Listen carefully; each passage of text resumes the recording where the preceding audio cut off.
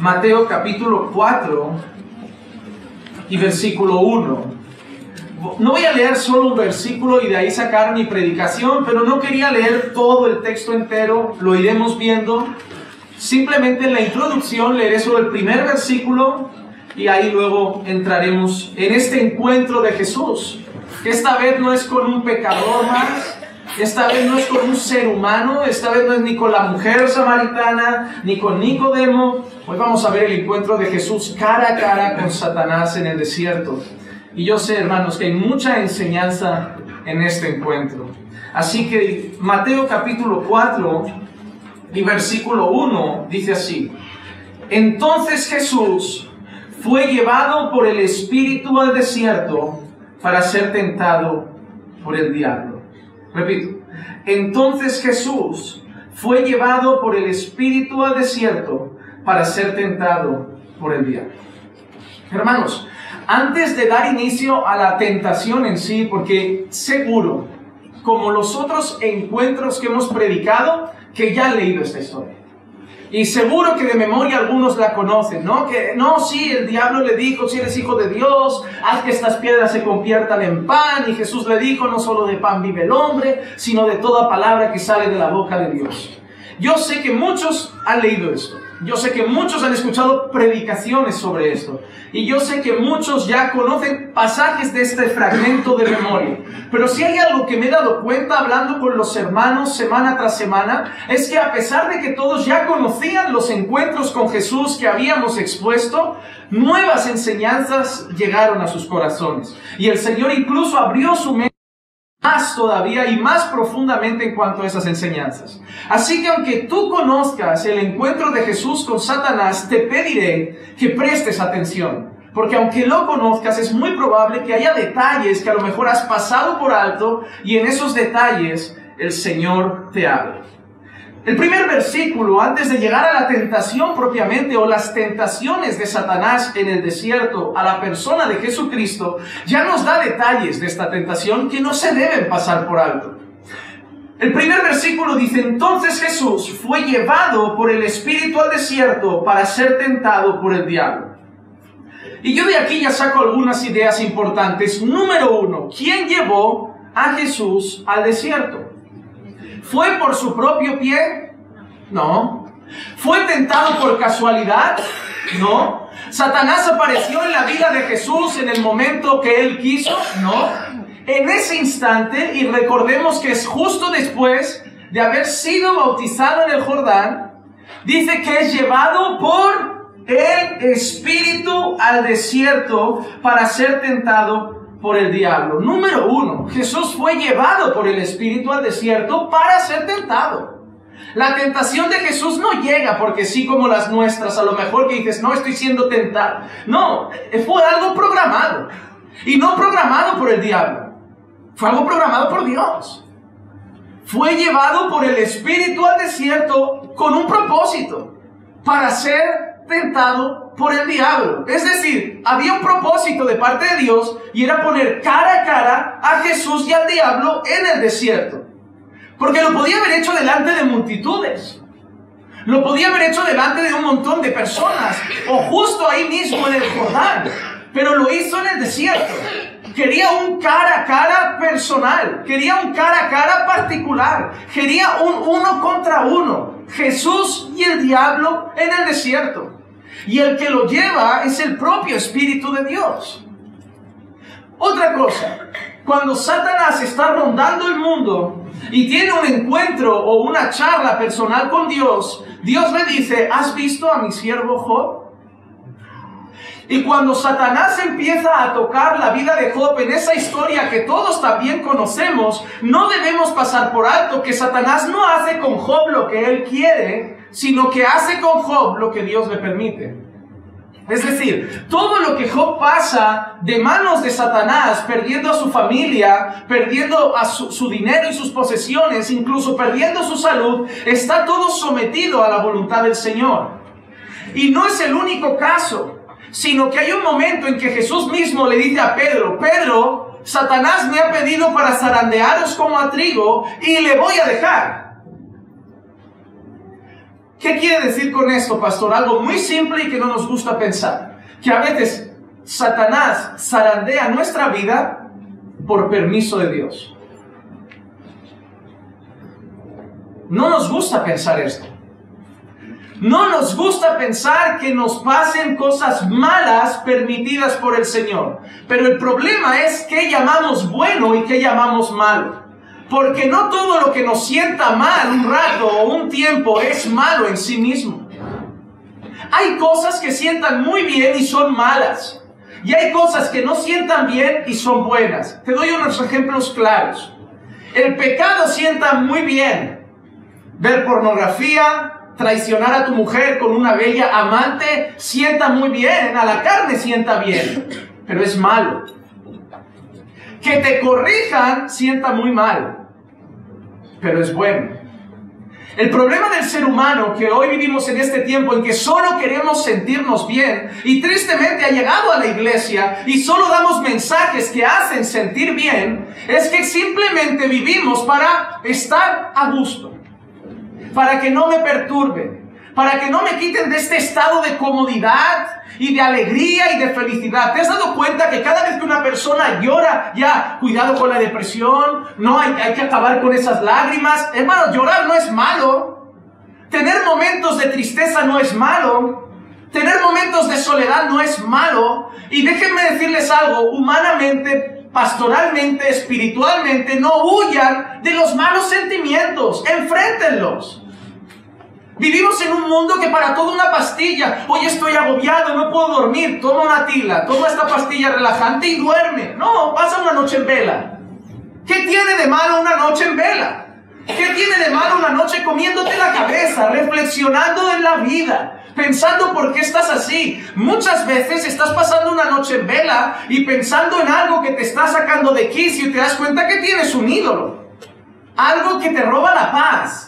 Algo que te roba la alegría, algo que te hace estar triste y abatido hasta el punto de quitarte el sueño, y descubres un ídolo del que arrepentirte delante del Señor. No todo lo que sienta mal a nuestra carne es malo. Los momentos de necesidad económica o de escasez a la carne le sientan mal, pero muchas veces nos han servido para saber que Dios es suficiente, y que Dios provee, y que Dios nos cuida.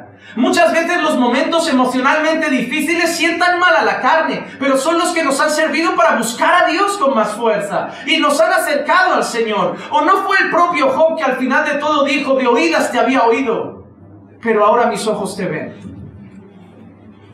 A veces en los propósitos de Dios está dejarnos pasar por el desierto. Porque Jesús no fue el único que pasó un tiempo en el desierto. ¿O por dónde andó durante bastantes años? ¿Por dónde andó durante bastantes años el pueblo de Dios? Y no fue casualidad que durante bastantes años el pueblo de Dios andara por el desierto. ¿Por qué? Porque Dios tenía un propósito y era trabajar con su pueblo. Y no solo eso, saber de ese grupo de personas quién realmente era su pueblo. Quién realmente era fiel al Señor. Entonces, hermanos, lo primero que vemos aquí es que Jesús fue llevado por el Espíritu al desierto. ¿Y con qué propósito? Para ser tentado por el diablo. Y no lo llevó a cualquier sitio, lo llevó al desierto, al lugar de máxima soledad, al lugar quizá de máxima debilidad, de menos compañía. ¿No tenía apoyo de sus discípulos ahí? Quizá ahí ni siquiera tenía discípulos todavía. No tenía apoyo de familia, no tenía apoyo de amigos, no tenía apoyo de rabinos judíos. Estaba solo. Y allí lo quiso llevar el Señor por su Espíritu para ser tentado por el diablo. Y ahora quiero decir otra cosa, antes de entrar en las tentaciones, porque esto es usado por muchas personas para negar la deidad de Cristo. ¿Por qué? La pregunta es, ¿puede Dios ser tentado? No.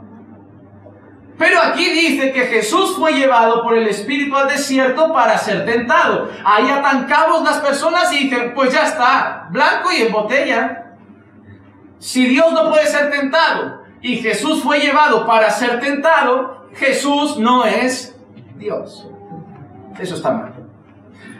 Una parte de verdad hay. Dios no puede ser tentado. Santiago 1:4. Sino que cada uno es tentado cuando es llevado y seducido por su propia Santiago 1:13. Que nadie diga cuando es tentado, soy tentado por Dios, porque Dios no puede ser tentado por el mal y Él mismo no tienta a nadie. Santiago tiene algo claro, Dios no puede ser tentado y Él no tienta. ¿De dónde vienen las tentaciones? Ahora sí, Santiago 1:4, sino que cada uno es tentado cuando es llevado y seducido por su propia pasión. Reina Valera, si no me equivoco, dice que somos tentados de nuestras propias concupiscencias, de los deseos internos y carnales de nuestro corazón. ¿Por qué Dios no puede ser tentado? Porque la tentación viene de los deseos carnales de nuestro propio corazón. Y Dios no tiene deseos pecaminosos, por eso Dios no puede ser tentado. Dios puede ponerle 800 mujeres desnudas delante y no va a tener ningún impulso inmoral ni sexual sobre ellas. A Dios le puedes poner 40 lingotes de oro delante y no va a tener ningún impulso de codicia o deseo de robar o de riqueza como podemos tener nosotros, porque en Él no hay pecado. Dios no puede ser tentado porque la tentación viene de nuestros propios deseos carnales y pecaminosos, y entonces Dios no puede porque no tiene esos deseos. Entonces, ¿qué quiere decir esa expresión? Déjenme leer otro pasaje, Hebreos 4:15. Porque no tenemos un sumo sacerdote que no pueda compadecerse de nuestras flaquezas, sino uno que ha sido tentado en todo como nosotros, pero sin pecado. Ahí no solo hemos leído que Jesús fue llevado para ser tentado por el diablo en el desierto, sino que Hebreos dice que tenemos un sumo sacerdote que fue tentado en todo como nosotros, pero wow, fue tentado. Si yo leo esa expresión mal, significa que Jesús parece que deseó todo, pero no llegó a pecar. Entonces, ¿qué quiere decir eso? La expresión de para ser tentado por el diablo y la expresión de fue tentado en todo pero sin pecado no significa que Jesús tuviera inclinaciones pecaminosas a esas cosas, sino que lo que quiere decir esos pasajes es que Jesús fue expuesto a las mismas cosas que a nosotros nos tentarían. No quiere decir que Jesús veía mujeres y las deseaba.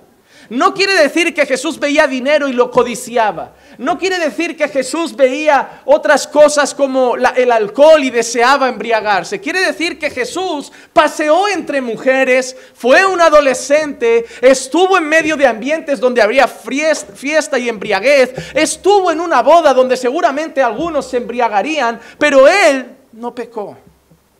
No es que Jesús era tentado desde dentro. La expresión es que Jesús era tentado desde fuera. Que todas las cosas que a ti y a mí nos supondrían una lucha, para Jesús no lo era. Hoy hay personas que le dirían a un creyente: tú no vayas a hablar con la samaritana, que vaya una hermanita. Tú no, ¿por qué? Porque tú puedes ser tentado, te puedes seducir. ¿Qué haces a solas con una mujer? Pero Jesús no tuvo problema de acercarse a hablar con una samaritana. Jesús no veía una mujer, Jesús no veía pechos, Jesús no veía un trasero, Jesús no veía sexo, Jesús veía un alma perdida. Y yo creo que eso falta en el pueblo de Dios, que empecemos a ver más almas que carne. ¿Saben por qué muchos jóvenes vienen al culto de jóvenes a buscar jovencitas? Porque ven carne y no almas. ¿Saben por qué muchas veces somos seducidos por personas del sexo opuesto? Porque vemos carne y no almas. Porque un buen creyente que camina con el Señor debería poder ir a un burdel a predicar a prostitutas sin sentirse tentado, si lo que tiene los ojos puestos es en el alma y no en el cuerpo.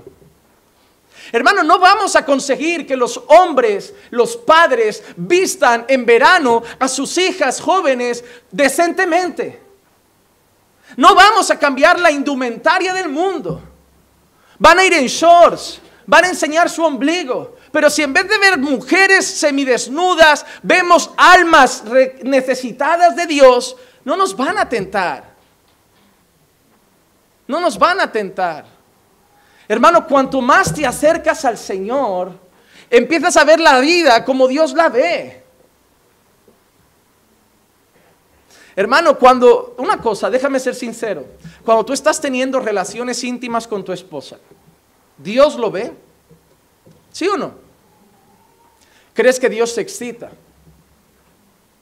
¿Crees que Dios lo ve como quien ve cualquier otra escena sexual en la televisión? Hermano, Dios ve dos almas que son una sola carne, disfrutando de algo que Él ha creado para su gloria. Él no se excita con esa escena, porque Dios lo ve todo de una percepción espiritual, no física. Y hermano, debemos orar para pedirle al Señor que nos haga ver las cosas de una percepción espiritual. Muchas veces una hermana ha contado un chisme y solo vemos el chisme, no vamos más allá. El Señor no solo ve el chisme, ve el porqué del chisme, ve el corazón que ha movido a esa hermana a contar ese chisme, ve la parte espiritual de todo. Por eso en la palabra de Dios dice, nuestra lucha no es contra carne ni sangre, físico, sino contra principados y potestades y contra huestes espirituales de maldad en las regiones celestes. Pablo dice y deja claro que nuestro problema son las regiones celestiales, que dejemos de ver un poco las cosas tan físicas y humanas y empecemos a recordar que hay un mundo espiritual, que hay una guerra constante y que es real. Entonces, no está diciendo aquí la Escritura que Jesús era tentado desde dentro porque deseaba cosas, sino que Jesús iba a ser expuesto a tentaciones que seguro muchos de nosotros hubiéramos sucumbido, hubiéramos caído. Porque déjame decirte algo, de la misma manera que Jesús fue tentado por el diablo, tú y yo también podemos serlo. Primera de Pedro 5:8. Y este texto lo sabemos de memoria, pero lo olvidamos. Sed de espíritu sobrio, estad alerta. Vuestro adversario el diablo anda al acecho como león rugiente, buscando con quién tomarse un café. No pone eso. Buscando con quién dar un paseo en el parque. Buscando con qué creyente ver una película por la tarde. No, hermano, buscando a quién devorar. Buscando a quién devorar. Hermano, ¿eres consciente de eso? ¿Eres consciente de que el diablo existe? Los demonios existen y andan como león rugiente buscando a quién devorar. ¿Eres consciente de que Satanás desea hacerte caer?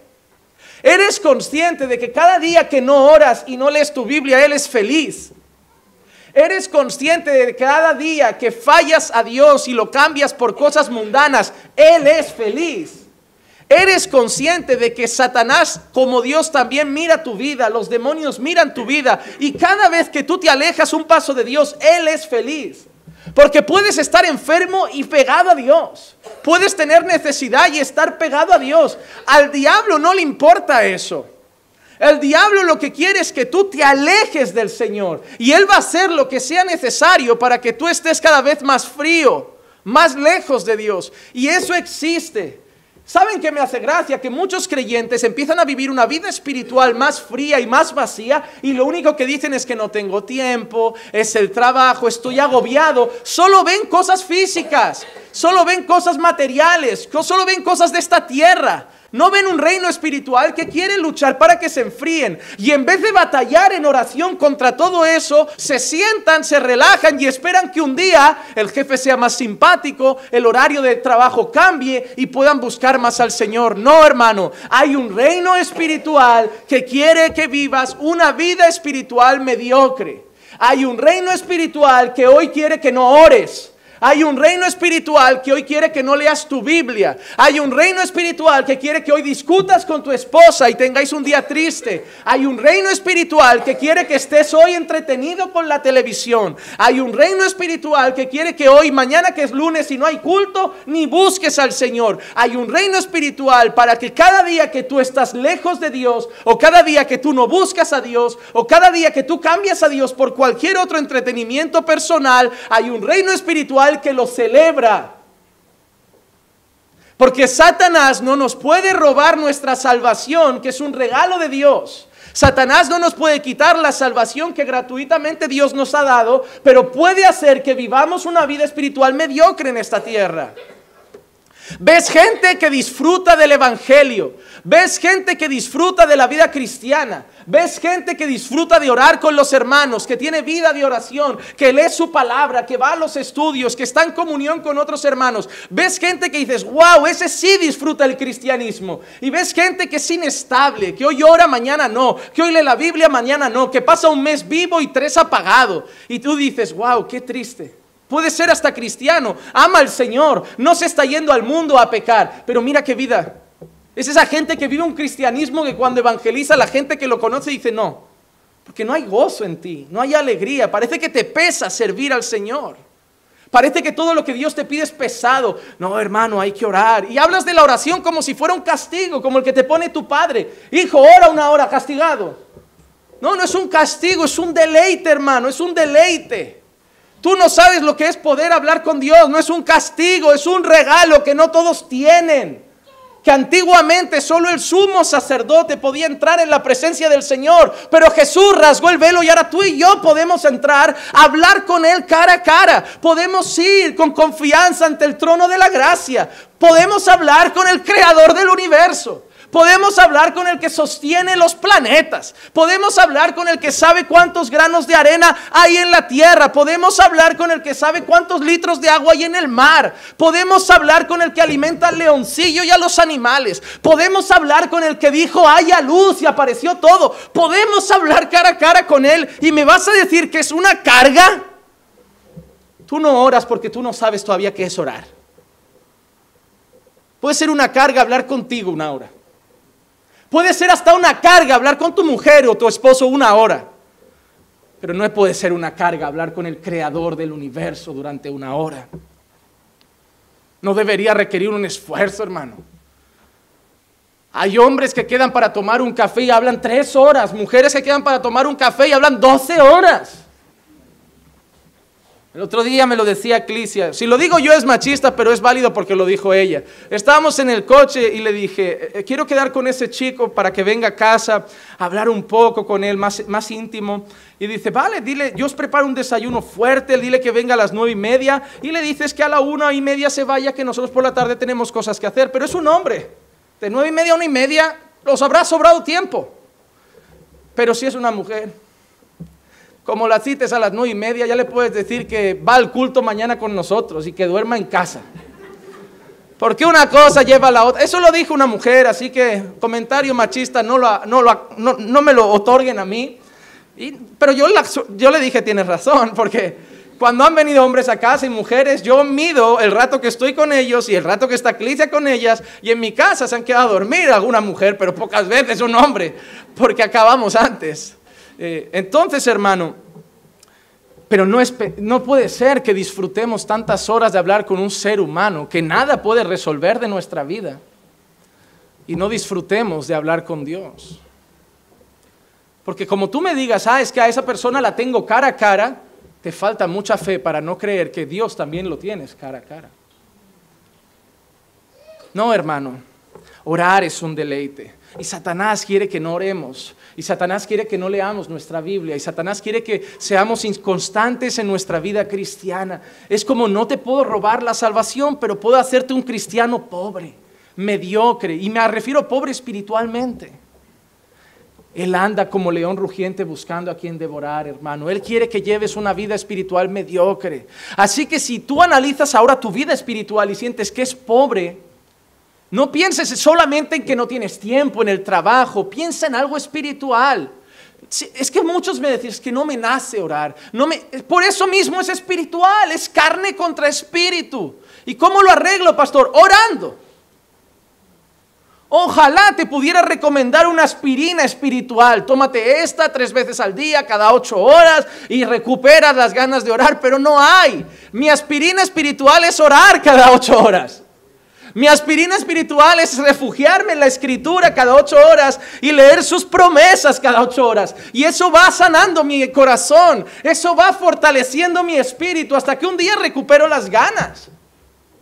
Yo tampoco me sentí, a lo mejor yo hoy domingo se lo he dicho, que no me siento animado y con fuerte. ¿Qué hago? Sucumbo a eso, no es una guerra. Hoy podría haber venido y seguro que no he sido el único que notaba el clima pesado. ¿Y qué hacemos? ¿Nos rendimos? ¿Tiramos hoy el culto a la basura? No, oramos. Levantamos un clamor y confiamos en el Señor y vamos a darle con la palabra. El Señor es más poderoso que el enemigo. Pero Él existe y quiere lo peor para nuestras vidas. Así que, hermano, debemos estar atentos a una cosa. De la misma manera que Satanás fue a tentar a Jesús, Él también quiere con sus demonios hacerte tropezar en tu vida cristiana. En tu vida cristiana. Vamos a pasar al segundo versículo. Hemos visto ya que fue llevado por el Espíritu, propósito. Hemos visto que fue llevado al desierto, el lugar de soledad. Y hemos visto que fue llevado para ser tentado por el diablo, nuestro máximo enemigo. Pero ahora vamos a ver cómo se encontraba personalmente Jesús cuando fue tentado. Versículo 2. Mateo capítulo 4, versículo 2. Después de haber ayunado 40 días y 40 noches, entonces tuvo hambre. Hermano, ¿podía haber sido tentado el primer día? Sí. ¿Podía haber sido tentado la primera semana? Sí. Pero, ¿tú crees que en la Biblia hay algo por casualidad? Y yo no creo que por casualidad el escritor deje escrito, patente y claro que fue tentado después de 40 días de ayuno en los que ya tuvo hambre. Fue tentado en un momento de necesidad. Hermano, yo dudo mucho que tus tentaciones más fuertes vengan después de una vigilia. Pero suelen venir cuando estás muy ocupado en el trabajo, has estado poco con hermanos, poco en comunión con la iglesia, poco en comunión con Dios, y ahí empiezan a llegar sutilmente algunas cosas. Hermanos, Satanás no es tonto. Los demonios no juegan a perder el tiempo. Hermano, tú has visto documentales de animales. ¿Has visto alguna vez alguna serpiente, por ejemplo, con un ratoncillo por ahí? Yo no veo a la serpiente intentando atacar todo el rato. A ver si lo cojo, a ver si lo cojo. Yo la veo como quieta, lenta. Parece que le da igual el ratón. Y el ratón al final se lo cree. No, mira, la serpiente parece que a mí no me va a atacar. Parece que esta serpiente no me ve, no me hace caso. Y el ratón empieza a confiarse y ves que anda cerquita de ella. Y a veces yo he visto vídeos, y amigos han tenido esos bichos, que pasa incluso el ratón por la boca. Y la serpiente lo ignora. Y yo pensando, míralo, qué atrevido. Y él se lo cree. Y él se cree que la serpiente se volvió su amigo, que va a atacar a todos los ratones, pero a él no. Y hay un momento en que el ratón se cansa de jugar y se para cerquita a la serpiente, ya despistado, ya no está ni atento, ya no cree que le va a atacar, ya cree que se ha vuelto su amigo, y el ratoncito se queda ahí y dice, ya no estoy como con mis 5 sentidos puestos. Y es en ese momento que la serpiente lo sabe. Dice, míralo, se relajó, ahora, pa. Y el ratón ya fue comida. Que venga el próximo, que se crea que no le ataco. Así hay mucha gente que cree, no, parece que Satanás está fastidiándole la vida a todos, pero a mí no, mira qué bien me va. Mira qué tranquilo estoy. Trabajo, matrimonio va bien, y ni siquiera estoy orando mucho. Eso es que Satanás conmigo no tiene nada, que a Dios le basta con lo que estoy haciendo. Oh, hermano, relájate. Relájate. Quédate un poco rezagado, y ya verás tú. Yo soy el rey de los documentales. Te voy a hablar de otro documental. Este era de leones. Oh, hermano. ¿Tú has visto una leona cazar? Ella no pierde el tiempo corriendo. Cuando corre, hay víctima. Cuando corre, hay víctima, hermano. Ella no está corriendo detrás de uno, fallé, venga, otra vez y otra vez. No, ella puede quedarse hasta la noche entera así. Y yo veo el documental y a ti no te pasa y pienso, si yo la veo, ¿por qué no la ve la cebra? Yo la veo, o sea, se nota que está ahí. Pero la cebra ahí inocente, como, no hay nadie. Hermano, 2 días se puede pasar entre ahí, pero cuando uno se despista y siempre se comen al rezagado, siempre ves que se comen a un cachorro, un nuevo, o se comen a un enfermo, a un viejito ya que está cojo, que apenas corre. Pero no falla, hermano, cuando se mueven es para comer.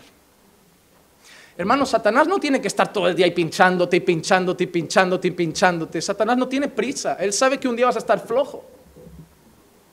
Él sabe que un día vas a estar débil, despistado, relajado. y Él te va a atacar. Él pudo tentar a Jesús el primer día, el segundo, el tercero, el cuarto, el 10º, el 15, pero el 40, cuando Jesús tuvo hambre. Y dijo, ahora es la oportunidad. Porque si te das cuenta, la primera tentación es convierte esas piedras en pan. El enemigo siempre va a buscar tus momentos de mayor debilidad. De mayor debilidad. Encontró la debilidad de Sansón en las mujeres. Encontró la debilidad de Abraham escuchando a su esposa Sara. Y encontró la debilidad de cada uno de los hombres que han pisado esta vida, este mundo. Y la nuestra también la encontrará.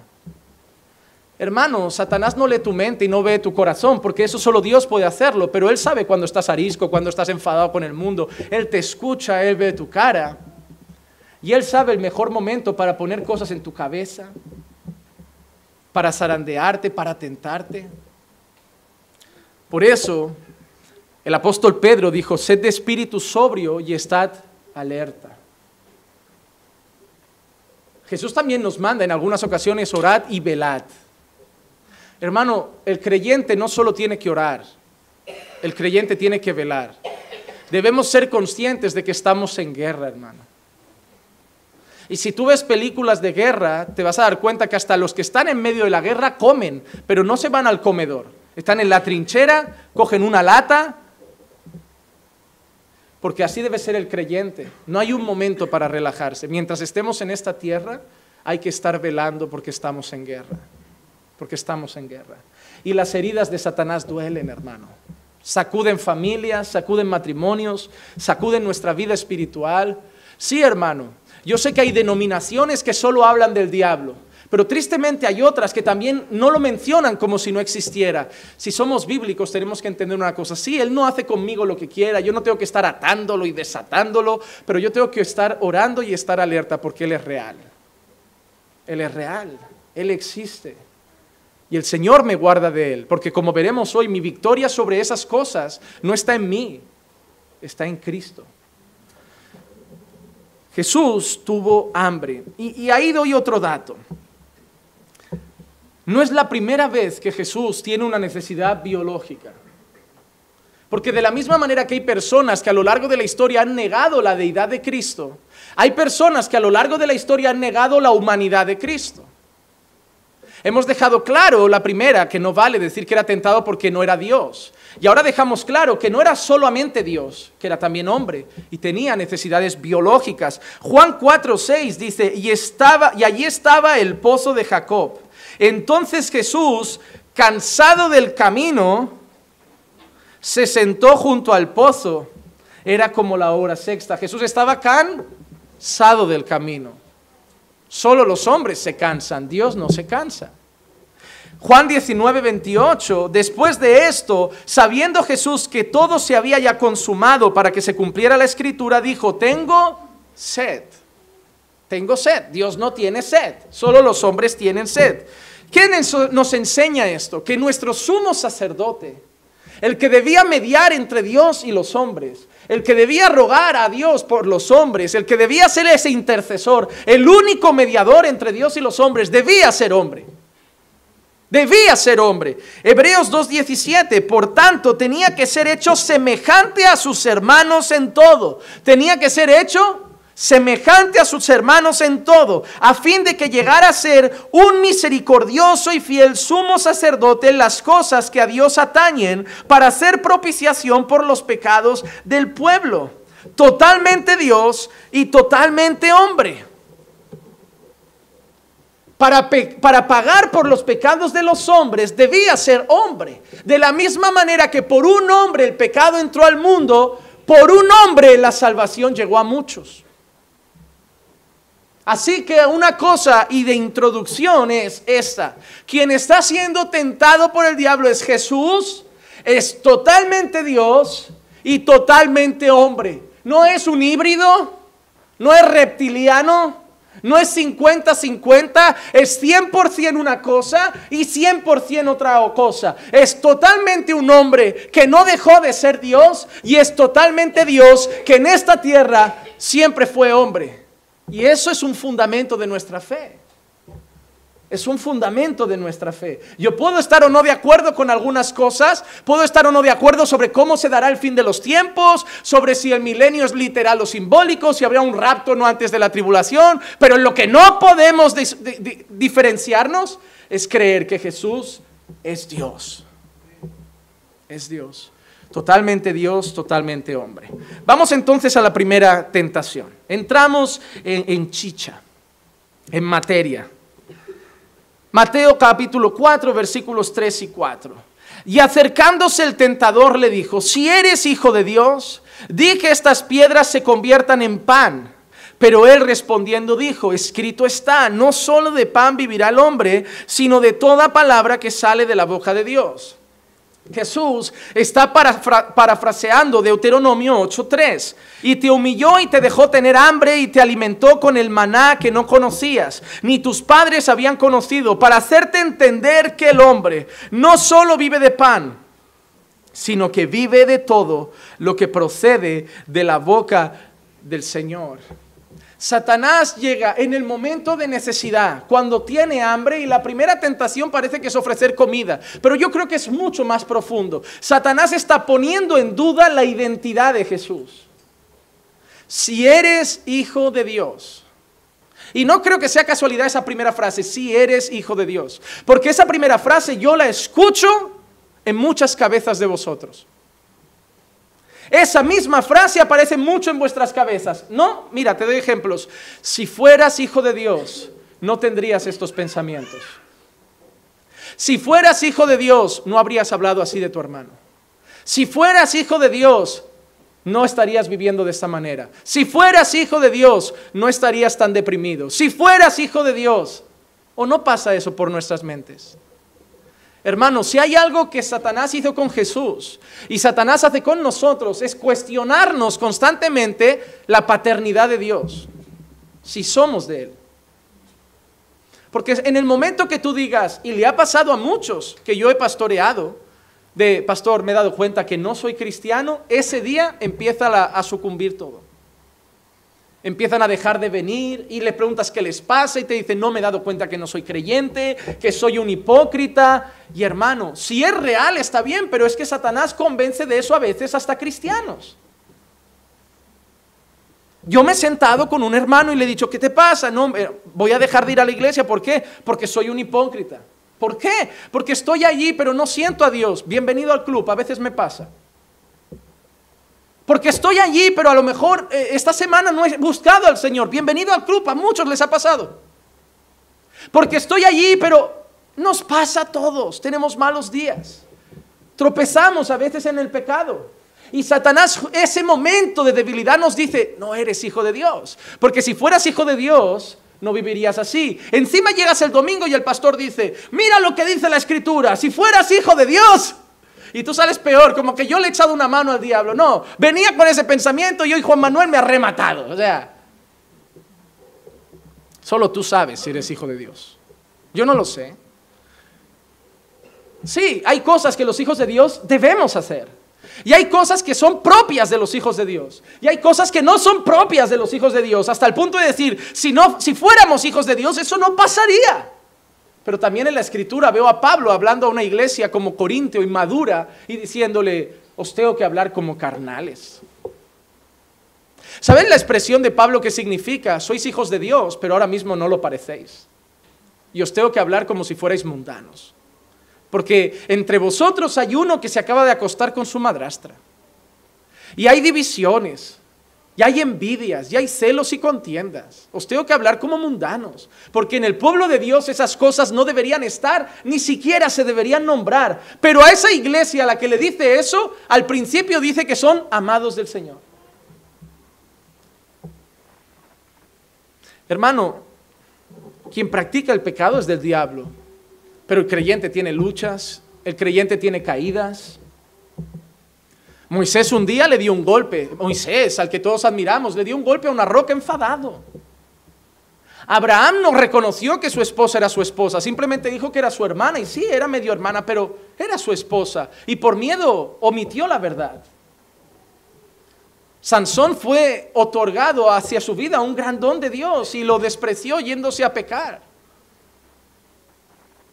El apóstol Pedro negó a nuestro Señor y es el apóstol Pedro. El apóstol Pablo dejó escrito: lo que quiero hacer no lo hago y lo que no quiero hacer a veces lo hago. Y en todo eso, entonces, ¿qué hacemos, pastor? Bástate mi gracia. No, hermano, no cumplen los requisitos del cristiano. Yo tampoco. Pero cada mañana nos levantamos con la confianza de que somos hijos de Dios, que Él ha empezado la obra y que la irá perfeccionando, aunque sea despacio. Pero está trabajando en nuestros corazones. Y no voy a aceptar la mentira de que cuando caigo alguien me dice: quédate mejor sentado, porque si fueras hijo de Dios no habrías hecho eso. No dejes que esa mentira cautive tu mente. Yo llegué a un punto que estaba tan convencido, pero estaba tan convencido de esa mentira y a la par estaba tan convencido de Dios que le dije así a mi mente: ¿sabes qué? Si al final Dios me manda al infierno, que me mande, pero yo voy a intentarlo hasta el final. Porque ¿qué gano yéndome al mundo? Si hago caso a esa mentira, ¿qué hago? ¿Me vuelvo al mundo? Hermano, no sé tú, pero yo ya no me veo en la discoteca. No me veo. Si escucho reggaetón y me da arcadas. Veo a los cantantes de reggaetón y a las jovencitas perreando. Es que son palabras que a mí no me han llegado a la cabeza. ¿Twerking? ¿Perrear? Son palabras que me producen pena. Digo, a veces ves en Facebook, nos pasa que pones un vídeo y te empieza a pasar ya te une uno con otro. Y veo los vídeos de los jóvenes de hoy, me dan pena, hermano. Realmente me dan pena. Yo no me veo en el mundo. Sí, me puedo ver lejos de la iglesia, me puedo ver así, pero no me veo robando, no me veo de mujer en mujer, no me veo en los bares por la noche. Hermano, no me veo llenándome de alcohol a las 2 de la mañana, borracho otra vez durmiendo en una parada del bus. No me veo así, no me veo. Satanás me puede convencer, pero es que el mundo no me atrae. Las tentaciones más fuertes que yo tengo ahora no es con lo de fuera, es con mi propio carácter, con mi orgullo, con mi ego, con mi soberbia, con mi arrogancia. Pero el mundo lo veo vomitivo. Entonces, hermano, cuando Satanás te engañe de esa forma o te quiera poner esas cosas en la cabeza, dile algo, dile: mira, aunque no lo sea, voy a seguir a Dios. Voy a seguir a Dios. Porque yo ya he estado fuera y he estado dentro. Y mejor es un día en su casa que 1000 años fuera de ella. Mejor es un rinconcito en su casa que todo el palacio de un rey. Y hermano, eso está claro. Porque una cosa, Satanás sabía que Jesús era un hijo de Dios.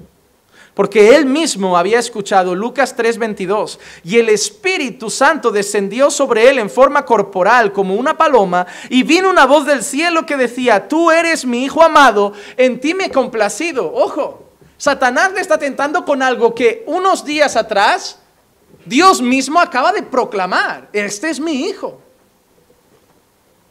Pero no solo eso, Satanás le dice: haz que se conviertan en pan. Y hay algo que Satanás no sabía: que Él no solamente era Dios, que Él no solamente había sido declarado el Padre, que Él es el Hijo de Dios, sino que Jesús mismo era pan. Que Él no necesitaba convertir las piedras en pan, no solo porque Él también podía vivir de lo que sale de la boca de Dios, sino que Él mismo era el pan de vida. Juan 6:35, Jesús le dijo: yo soy el pan de vida, el que viene a mí no tendrá hambre, y el que cree en mí nunca tendrá sed. Ojo, y acabo rápido con la primera tentación. Satanás le dice: si eres hijo de Dios, convierte estas piedras en pan. Respuesta: acaba de decir Dios mismo que soy su hijo. Puedo tener hambre, puedo estar pasando necesidad, me puedes coger en un momento de debilidad, pero soy hijo de Dios. El Padre mismo, con su voz audible delante de testigos, ha dicho: este es mi Hijo amado. Y ojo, Satanás, no solo no me tientas con eso porque sé que soy hijo de Dios, sino que no necesito pan porque yo soy el pan de vida. Y yo sí puedo saciar el hambre, más que el pan físico, más que una baguette, que el pan francés, el pan rústico. Yo soy el pan de vida. Así que primera tentación, cao. 1 para nuestro Señor, 0 para la serpiente. Segunda tentación. No, hoy va a ser una goleada. Hoy va a ser más humillante que el 2-3 del Atlético del otro día. Mateo capítulo 4, versículos 5 al 7. Segunda tentación, segundo intento. Entonces el diablo le llevó a la ciudad santa y lo puso sobre el pináculo del templo y le dijo: si eres hijo de Dios, lánzate abajo, pues escrito está: a sus ángeles te recomendará y en las manos te llevarán, no sea que tu pie tropiece en piedra. Mas Jesús le dijo: también está escrito: no tentarás al Señor tu Dios. Jesús vuelve a responder con palabra, ¿verdad? Deuteronomio 6:16: no tentaréis al Señor vuestro Dios como le tentasteis en Masa. Pero en este caso hay algo curioso, que Satanás lo ha tentado con Biblia. Satanás no solo ha dicho una frase, Satanás ha citado la Escritura. Satanás ha citado en parte el Salmo 91, 11 y 12, que dice: pues Él dará órdenes a sus ángeles acerca de ti, para que te guarden en todos tus caminos. En sus manos te llevarán, para que tu pie no tropiece en piedra. Satanás ahora lo ha tentado con la Escritura. Y a veces a nosotros nos tienta con la Escritura. A veces a nosotros nos pone textos bíblicos delante para hacernos dudar de nuestra fe, para hacernos dudar de nuestra salvación. Tú estás a veces leyendo, como hemos dicho el ejemplo antes, coges la palabra, estás leyendo y lees eso. El que está en la luz no peca, el que peca no lo ha visto ni lo ha conocido. Y tú empiezas a comerte la cabeza, no, la Biblia me está diciendo que no soy cristiano, la Biblia me está diciendo, Satanás te empieza a convencer con la propia palabra de cosas. Pero déjame decirte una cosa, Satanás usó un texto de la Biblia, pero lo sacó de contexto. Y eso es lo que hace siempre el diablo. Coge la Biblia a su antojo. Coge la palabra de Dios a su antojo y la tuerce o la saca de contexto para hacer contigo otra cosa que ese texto no pretendía hacer. ¿Cómo trabajan los falsos profetas? Usan Biblia, hermano. Guillermo Maldonado usa Biblia. No va a la iglesia, no va con el Corán. Va con la Biblia. Hermano, Cash Luna lleva una Biblia al púlpito. Dante Gebel lleva una Biblia al púlpito. Joel Austin lleva una Biblia al púlpito y usan textos bíblicos porque el Señor te ha puesto por cabeza y no por cola. No usan la Biblia. O lo de, porque todo lo que pise la planta de vuestro pie será vuestro por herencia. O la de Maldonado, aquella que fue buena, porque el dinero del impío lo pondré en las manos de los justos. Pues Señor, si el impío tiene un jet, yo declaro el jet del impío en mis manos. O estás enfermo, porque por sus llagas fuisteis curados. Ahora nadie va a morir de enfermedad citando ese versículo. El falso maestro, el falso profeta usa Biblia, pero la usa mal. La usa mal. Hermano, la Biblia no es un versículo, ni 2 versículos, ni 10 versículos. La Biblia es un libro. Y todo tiene un sentido en su totalidad. Yo a veces estoy enseñando algo y la gente me contesta con un versículo. Ya, pero ese versículo dice, tío, ¿un solo versículo para contradecir lo que acabo de enseñar con 20? Hermano, te voy a decir una cosa. Siempre vas a encontrar un versículo para seguir pensando como te dé la gana. Siempre. Siempre. Pero no se trata de lo que dice un versículo, se trata de lo que dice la Escritura sobre un tema. ¿Saben por qué hay pensamientos divididos en algunos temas teológicos? Porque cada uno elige los versículos que más les gustan. Por ejemplo, hay gente que te dice, la salvación no se pierde, ¿no? Y te citan textos. Y textos incluso de palabras de Jesús. Nadie arrebatará las ovejas de mi mano. Judas que dice que el Señor nos hará perseverar hasta el final. Y hay otros que dicen que la salvación se pierde, ¿sí o no? Y te citan textos. Porque cuidado que no borre tu nombre del libro de la vida. Cuidad vuestra salvación con temor y temblor. Entonces, unos citan textos, ¿sí o no? Otros citan textos, ¿sí o no? ¿Quién tiene la razón? Ambos citan la Escritura, pero solo uno tiene la razón. A mí esto que la gente dice, la Biblia se interpreta cada uno a su manera. No. La Biblia tiene una interpretación. Dios no dejó un texto escrito y dijo, ahora cada cual que viva como le dé la gana, según lo entienda. Pastor, ¿podemos comer cerdo o todavía no se come cerdo? ¿Se debe guardar el sábado o ya no hace falta guardar el sábado? Solo hay una verdad, o sí o no. No es según entendamos, hay una verdad. El problema es que si yo encuentro unos versículos que hablan de una cosa y unos que hablan de otras, tengo que entender que la Biblia solo está diciendo una, no las dos. Uno de los dos está equivocado. Y que tenemos que entender la totalidad de la Escritura, no lo que dice ese versículo que justifica lo que yo pienso. Eso es lo que hizo Satanás. Coger un versículo a su antojo para provocar que Jesús se tirara por un despeñadero. Pero ese versículo, ¿acaso está diciendo saltad por un puente que el Señor os coge? No quiere decir eso, pero él torció la Escritura y no es la primera vez. Génesis 3:1. Y la serpiente, que era más astuta que cualquiera de los animales del campo que el Señor Dios había hecho, le dijo a la mujer: con que Dios os ha dicho, no comeréis de ningún árbol del huerto. Él tomó la palabra de Dios, dijo, con que Dios os ha dicho, y torció la palabra de Dios. Porque dice, con que Dios os ha dicho que no comáis de ningún árbol. Pero no es lo que Dios había dicho. Dios había dicho, de todo árbol podéis comer, pero del árbol del bien y del mal no comeréis. Satanás usa la Biblia. Los falsos maestros usan la Biblia. Los falsos profetas usan la Biblia. Mucha gente empieza sus mentiras diciendo, así dice el Señor.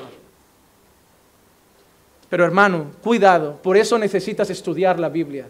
Porque si te vas a creer cada uno que te cite un versículo, mañana vas a ser adventista, al otro día testigo de Jehová, al otro día pentecostal, al otro día bautista reformado, vas a ir de un lado a otro, porque cada uno va a tener un versículo para llevarte a su terreno. Hay un versículo que Dios le dice a un profeta, toma a esa mujer, la más ramera de todas, y cásate con ella.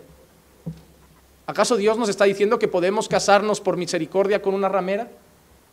No, lo que Dios le dijo a ese profeta, en ese contexto, quería traer una enseñanza a su pueblo, pero no es una orden para todos. Pero ese texto mal sacado de contexto puede llevarnos ¿a qué? A gente que coja no, es que el Señor me ha llamado a coger esa ramera y vivir mi propia película de Pretty Woman. No, hermano.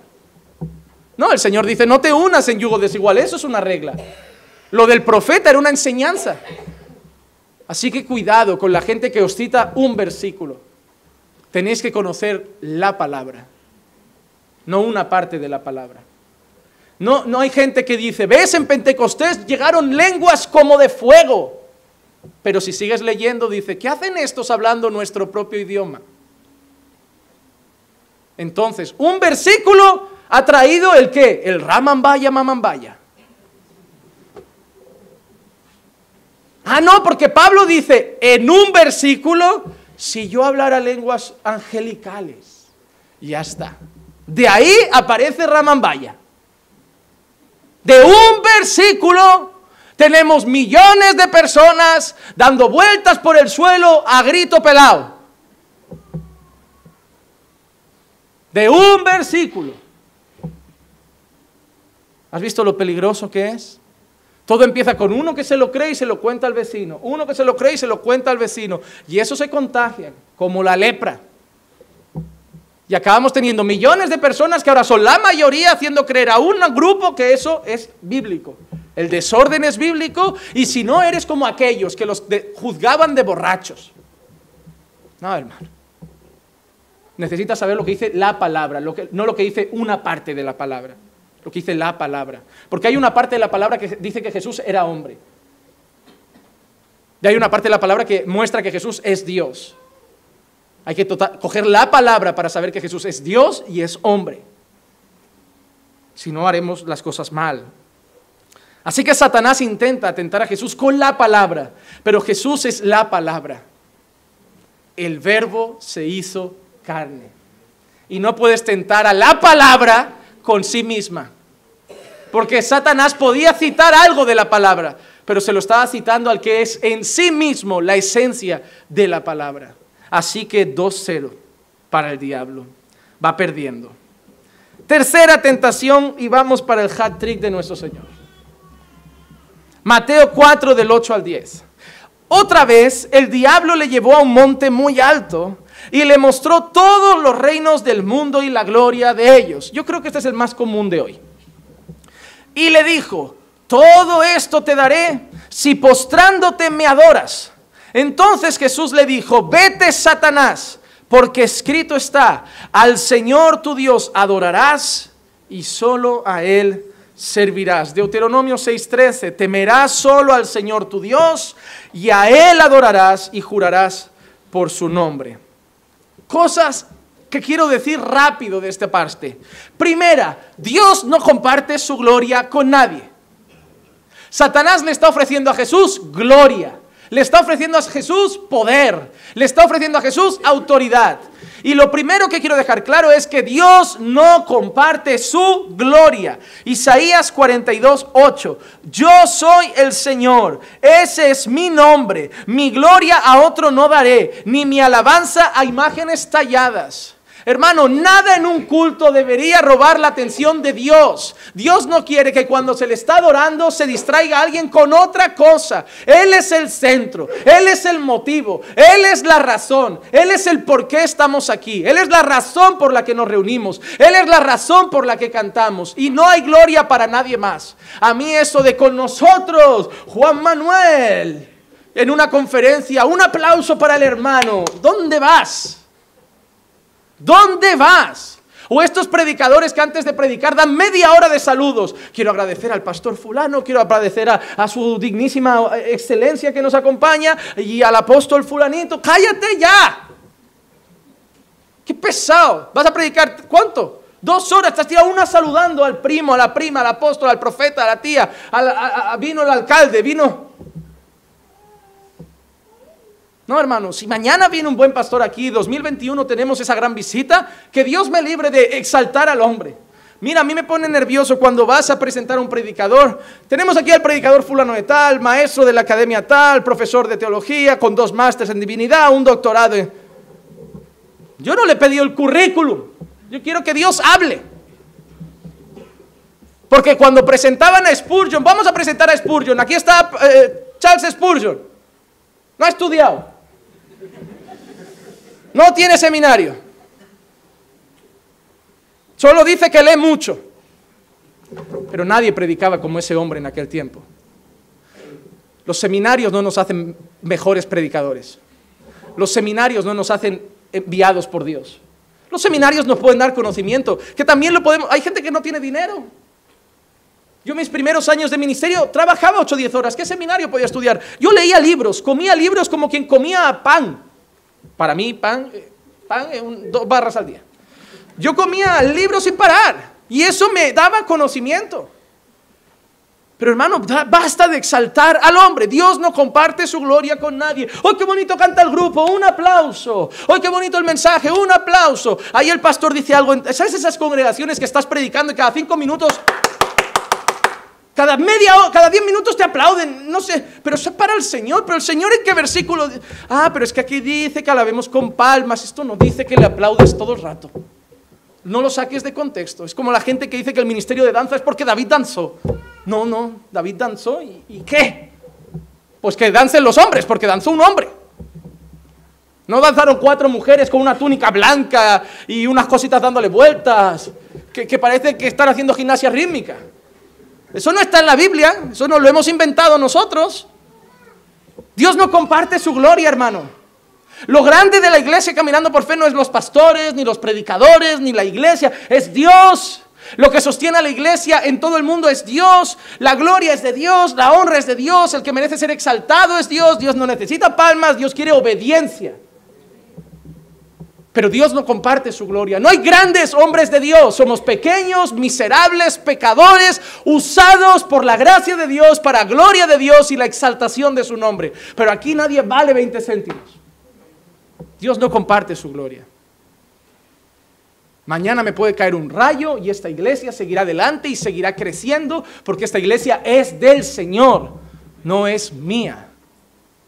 No nos necesita, Él no comparte su gloria. Así que no podía tentar a Jesús con algo que era contra la esencia de Dios. Dios no comparte su gloria. Sin embargo, y quiero decirlo, a veces Dios engrandece a hombres. Eso está en la Escritura. Génesis 12:2, Dios dice: haré de ti una nación grande y te bendeciré y engrandeceré tu nombre y serás bendición y serás bendición. Hermano, eso sí que es verdad. A veces Dios engrandece a un hombre. ¿Tú conoces a Paul Washer? Personalmente no, pero muchos de vosotros, seguramente el 90 o 95%, o lo habéis escuchado, o lo habéis leído, o sabéis de él, o me contaríais incluso que os ha edificado. Y cada uno tendrá algún predicador, pero seguramente no conocéis a Pedro Martínez, el pastor Pedro Martínez. ¿Quién es este? No lo sabes, porque el Señor, no sé por qué, a veces engrandece a unos y a otros no. Pero no significa que el pastor Pedro Martínez, me lo he inventado, que el pastor Pedro Martínez sea menos pastor que Paul Washer. Hermano, ¿tú sabías que hay grandes pastores que no tienen canal de YouTube?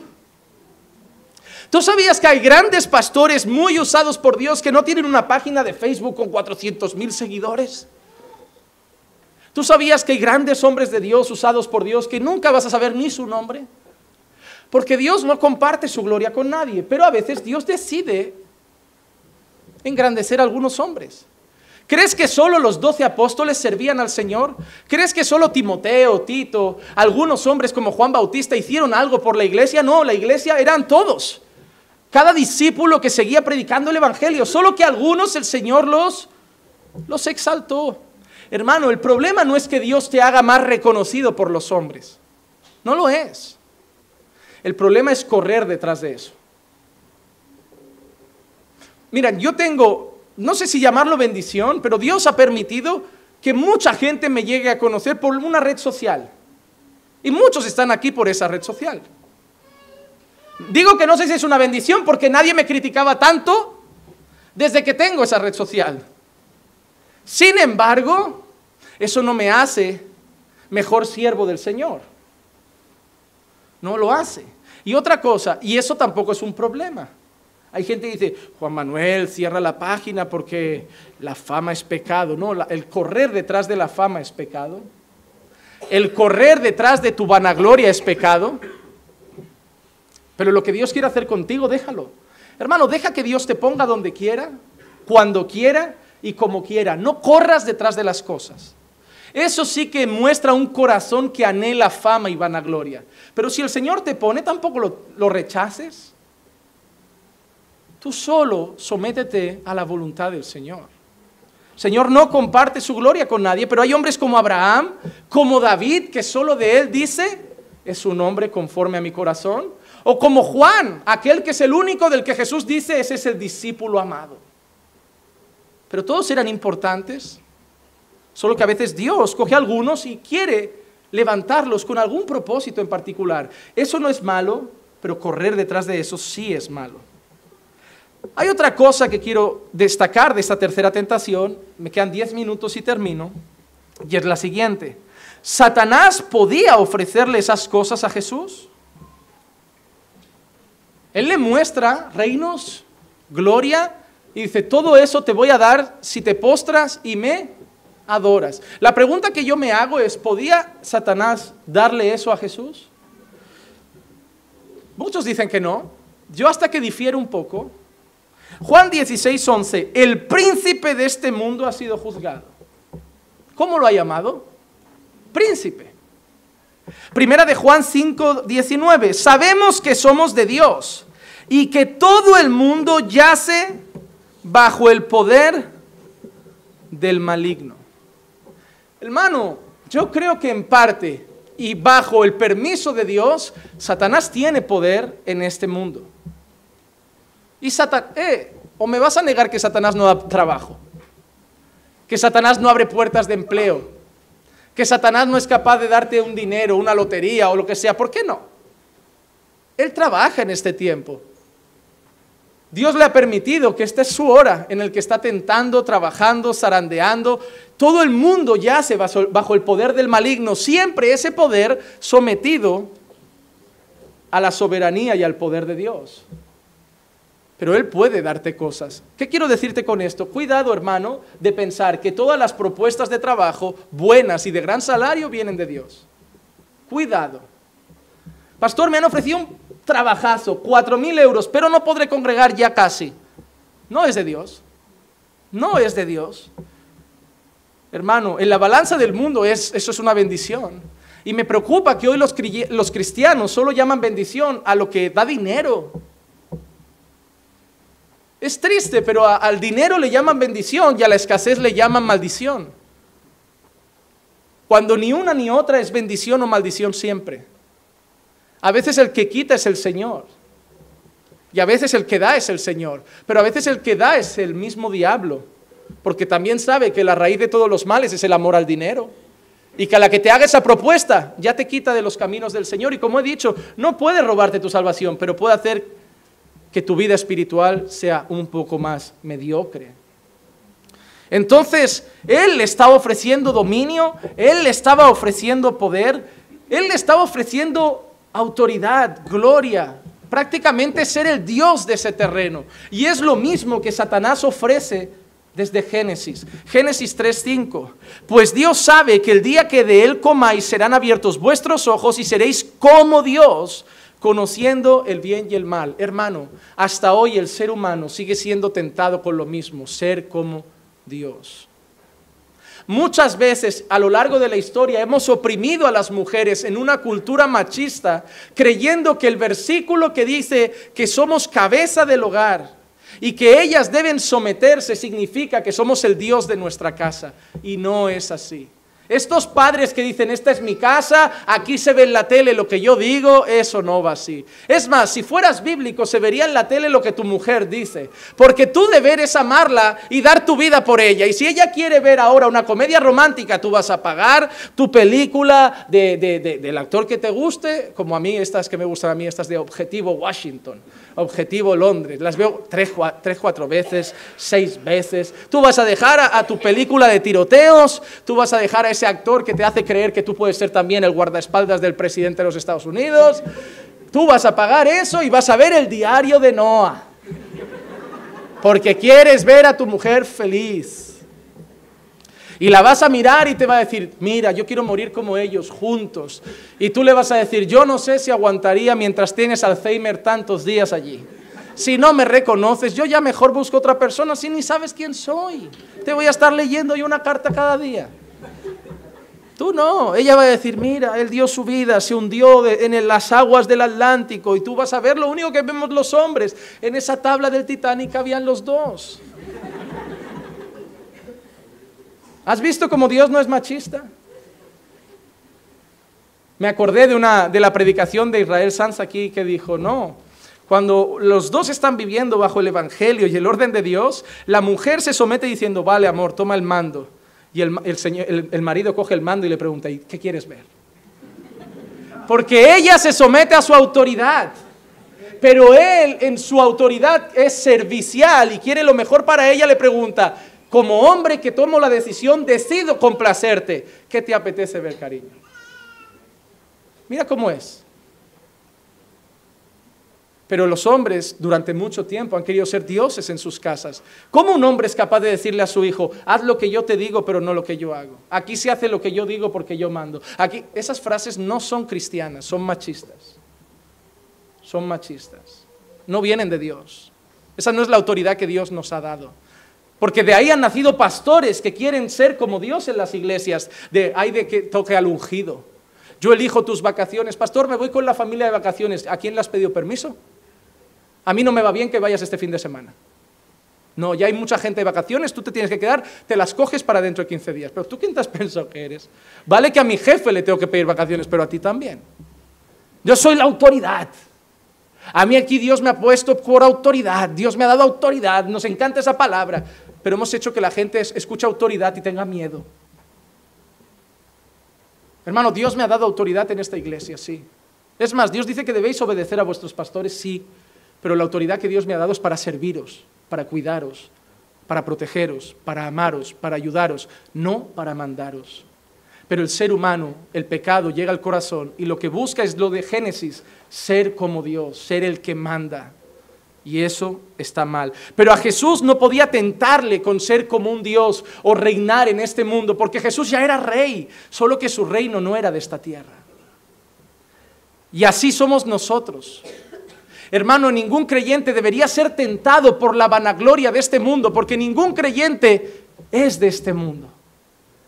Juan 15, 19, si fuerais del mundo, el mundo amaría lo suyo, pero como no sois del mundo, sino que yo os escogí entre el mundo, por eso el mundo os odia. Hermano, nada de este mundo debería seducirte tanto como para dejar a Dios, porque tú no eres de este mundo. Hermano, mira lo que dice 1 Pedro 2:11. Amados, os ruego como extranjeros y peregrinos que os abstengáis de las pasiones carnales que combaten contra el alma. Somos extranjeros, ¿sí? A mí el ejemplo más claro sois vosotros. ¿Cómo, pastor? Mira, tengo la bendición, y llamo bendición, de poder pastorear gente de tantos países. Para mí es un regalo, porque te vas a otros países donde no hay tanta, a lo mejor, inmigración, y a lo mejor te vas a Brasil y las iglesias de allí casi todos son brasileños. No es raro encontrar otras nacionalidades. Pero hermano, aquí hay Honduras, Bolivia, Colombia, Ecuador, Perú, Venezuela, de todo. España, Rusia, Bulgaria, de todo. Y es una bendición. Pero me he dado cuenta de algo con el paso de los años, y esto lo aplico aquí. Vosotros no sois de aquí. Como digo, aunque os den un papelito que, tengo la nacionalidad. Sí, pero solo comes frijoles. No eres español. Te han dado un papel. Pero, mira, cuando había obra, Esteban llegaba parecía un estuche de pesca. Y lo abre y argentino, ¿qué va a sacar de ahí? Mate, ¿qué va a sacar? No va a sacar una Coca-Cola, va a sacar mate. Pero a mí me ves llegar con eso y no vas a encontrar mate en mi mochila. Hermanos, salimos de nuestros países, pero realmente traemos nuestra cultura aquí. Comemos nuestra comida, hacemos nuestras cosas. Hermano, no somos de este mundo y deberíamos vivir de la misma manera. Estamos aquí, pero no es nuestra cultura.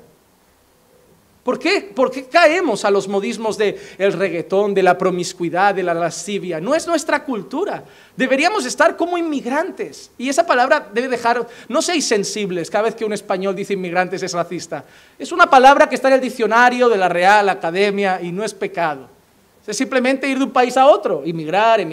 No lo estoy diciendo con connotaciones racistas, pero estoy diciendo que no somos de aquí. Y que no deberíamos adaptarnos a la cultura de aquí, sino a la cultura del cielo, la cultura de la palabra. Y debemos vivir de esa manera. Jesús no fue tentado porque su reino no era de esta tierra. Nada de esta tierra le tentaba. Nada de esta tierra lo deseaba tanto como para decir, traicionaré a Dios porque deseo este mundo. Y así deberíamos ser los creyentes también. Cuando Satanás nos tienta con cosas de este mundo, con un amante o un amante, con dinero, decir, lo siento, no soy de este mundo. Eso tienta a los hombres, pero eso no me tienta a mí.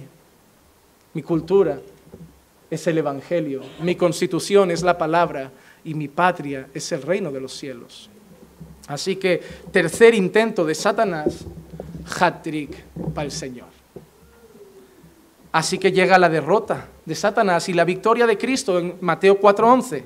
El diablo entonces le dejó y aquí ángeles vinieron y le servían. Hebreos 2:14 dice, así que por cuanto los hijos participan de carne y sangre, él igualmente participó también de lo mismo para anular mediante la muerte el poder de aquel que tenía el poder de la muerte, es decir, el diablo. Venció a Satanás no como siendo solamente Dios, sino que lo venció en su naturaleza de carne y sangre, siendo totalmente hombre. Y ese día en el desierto solo era una derrota parcial. ¿Saben eso que la Biblia dice que todo es como progresivo? Dios va haciendo cosas progresivas. Todo es como una sombra de algo más grande. La derrota del desierto solo era una sombra de una derrota mucho más grande que habría días después en aquella cruz. Colosenses 2:15, y habiendo despojado a los poderes y autoridades, hizo de ellos un espectáculo público, triunfando sobre ellos por medio de él. Hermano, él venció a Satanás en el desierto, pero eso solo era una pequeña derrota, a la derrota más grande que iba a hacer Jesús, que es al tercer día resucitar y decirle al diablo, yo tengo el poder sobre la muerte. Así que, hermanos, yo concluyo con esto. Nuestro Dios, Señor y Salvador, fue tentado siendo totalmente Dios y siendo totalmente hombre. Venció a Satanás usando las Escrituras, Venció a Satanás teniendo claro que Él es hijo de Dios, y venció a Satanás no deseando los placeres de este reino pasajero. Pero pastor, ¿y eso a mi vida de qué sirve? De dos cosas. Número uno, que tú también puedes vencer la tentación. Primera de Corintios 10:13, no os ha sobrevenido ninguna tentación que no sea común a los hombres, y fiel es Dios que no permitirá que seáis tentados más allá de lo que podéis soportar, sino que con la tentación proveerá también la vía de escape a fin de que podáis resistirla.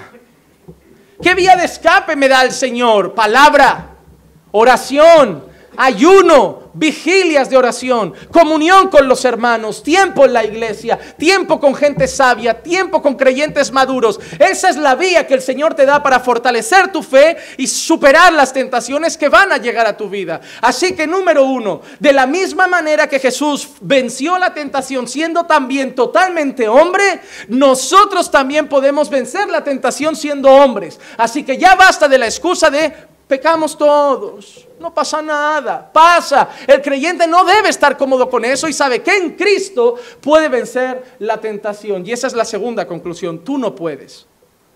Solo puedes en Cristo. Pero en todas estas cosas somos más que vencedores por medio de aquel que nos amó. Somos vencedores ¿en qué cosas? Sobre la muerte, sobre el pecado, sobre Satanás, sobre las huestes espirituales de maldad. No vencemos porque tengamos autoridad. No, el Señor me ha dado autoridad. Esa gente que usa ese versículo de os he dado autoridad para que en mi nombre echéis fuera. Esa gente no ve el ego. Yo tengo la autoridad, yo tengo la autoridad, yo tengo la autoridad. Pero si esa gente hace cosas y no dice en el nombre de Jesús, no hay ninguna autoridad. Porque la autoridad no está en nosotros. La autoridad está en quien está en nosotros, el Santo Espíritu de Dios. Y lo hacemos en su nombre. Cuando yo oro, yo digo en el nombre de Jesús, como diciendo, no tengo poder, pero Él tiene todo el poder. Así que hermano, puedes vencer las tentaciones. No dejes que Satanás te engañe. No te dejes sucumbir. Puedes vencer toda tentación que estés pasando, todo momento malo espiritual que estés pasando, pero solo puedes vencerlo en Cristo. Y si estás sucumbiendo, quizás es que estás peleando solo. Así que hoy termino llamándote a una cosa. Arrepiéntete y pégate a Jesús. Reconoce que sin Él no eres nada.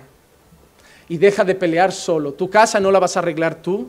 Tu matrimonio no lo vas a arreglar tú. Tu familia no la vas a arreglar tú. Satanás te está zarandeando. Deja ya de luchar solo. Solo vas a poder vencer en Cristo. Porque la victoria es de Él. Porque de Él, por Él y para Él son todas las cosas. Solo a Él la gloria, hoy y siempre. Amén. Vamos a orar.